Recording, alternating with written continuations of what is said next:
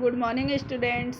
तो बच्चों, आज हम हिंदी ग्रामर पाठ्य पुस्तक से पाठ 5 संज्ञा भाग 2 पाठ को आगे कंटिन्यू करेंगे। तो बच्चों, इससे पहले हमने पढ़ा संज्ञा के बारे में कि किसी व्यक्ति, प्राणी, वस्तु, स्थान या भाव के नाम बताने वाले शब्दों को संज्ञा कहते हैं। संज्ञा के 3 भेद हैं। फर्स्ट व्यक्तिवाचक संज्ञा, सेकंड जातिवाचक संज्ञा और थर्ड है भाववाचक संज्ञा। तो व्यक्तिवाचक संज्ञा, जो संज्ञा शब्द किसी विशेष व्यक्ति, स्थान या वस्तु का बोध कराते हैं उन्हें व्यक्तिवाचक संज्ञा कहते हैं। आइए अब पढ़ेंगे जातिवाचक संज्ञा के बारे में। तो बच्चों, जातिवाचक संज्ञा जिन संज्ञा शब्दों से किसी व्यक्ति, प्राणी, वस्तु या स्थान की संपूर्ण जाति का पता चले उन्हें जातिवाचक संज्ञा कहते हैं। तो बच्चों, जातिवाचक संज्ञा में किसी विशेष व्यक्ति, वस्तु या स्थान के बारे में नहीं बताना है, बल्कि जो जातिवाचक संज्ञा है उससे पूरे समूह या जाति के बारे में हमें पता लगता है, तो उसे जातिवाचक संज्ञा कहते हैं। जातिवाचक संज्ञाओं के कुछ उदाहरण: प्रकृति संबंधी जातिवाचक संज्ञाएं, पेड़, फल, सब्जी, अनाज, वन, नदी, पहाड़, बगीचा और मैदान। ये हैं प्रकृति से संबंधित जातिवाचक संज्ञाएं। पशु, पक्षी, प्राणी संबंधी जातिवाचक संज्ञाएं, तो मोर, बंदर, चिड़िया, शेर, खरगोश, कछुआ, घोड़ा, तितली और मक्खी। इसी तरह से मनुष्य से संबंधित जातिवाचक संज्ञाएं शिक्षक, विद्यार्थी, लड़का, लड़की, बच्चा, महिला, सैनिक, माता पिता और चित्रकार। विविध विषय संबंधी जातिवाचक संज्ञाएं, तो गांव, शहर, खिलौना, पुस्तक, देश, पशु, इमारत, विद्यालय, पक्षी, त्योहार। तो बच्चों, इस तरह से जातिवाचक संज्ञा में किसी विशेष व्यक्ति, वस्तु, स्थान को न बता करके बल्कि उसकी शब्द से किसी संपूर्ण जाति का पता चलता है, उसे जातिवाचक संज्ञा कहते हैं।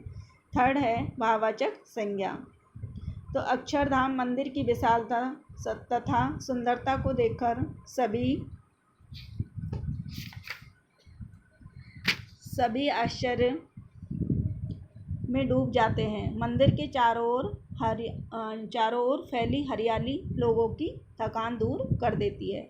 इस अनुच्छेद में बच्चों छपे रंगीन शब्द विशालता, सुंदरता, हरियाली तथा थकान हमें किसी भाव, गुण या अवस्था के बारे में बता रहा है। गुण जो मनुष्य के गुण हैं, जिन्हें हम छू नहीं सकते, सिर्फ महसूस कर सकते हैं, ऐसे संज्ञा शब्दों को भाववाचक संज्ञा कहते हैं। तो बच्चों, जो संज्ञा शब्द किसी व्यक्ति, प्राणी, वस्तु, स्थान के गुण, दोष, भाव, दशा या अवस्था का बोध कराते हैं उन्हें भाववाचक संज्ञा कहते हैं। तो आइए बच्चों, भाववाचक संज्ञा से संबंधित कुछ उदाहरण देखते हैं।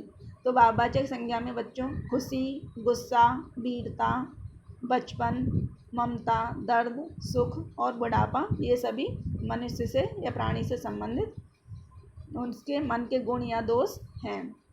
इसी तरह ऊंचाई, स्थानीय प्रकृति से संबंधित भाववाचक संज्ञाओं में ऊंचाई, सुंदरता, चौड़ाई, लंबाई और गहराई।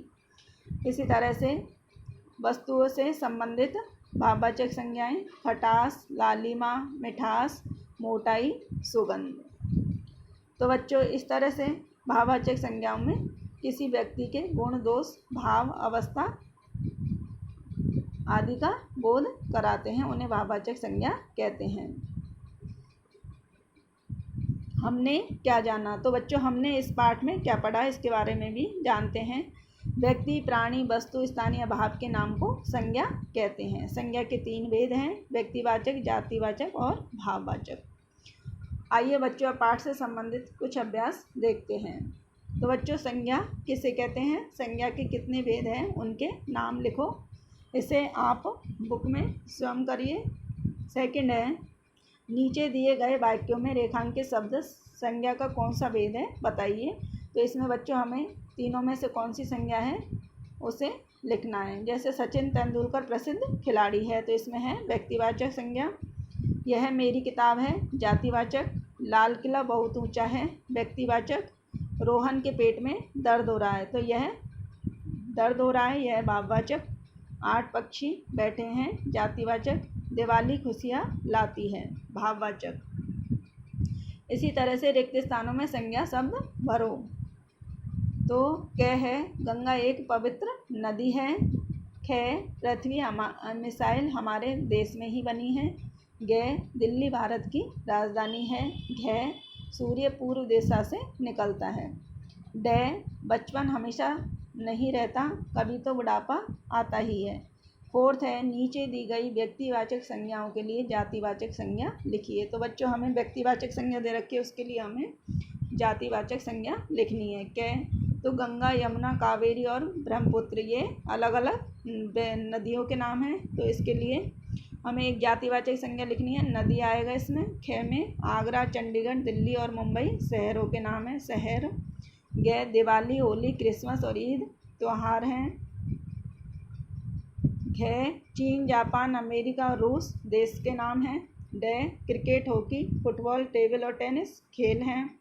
च, हिमालय, नीलगिरी, एल्प्स,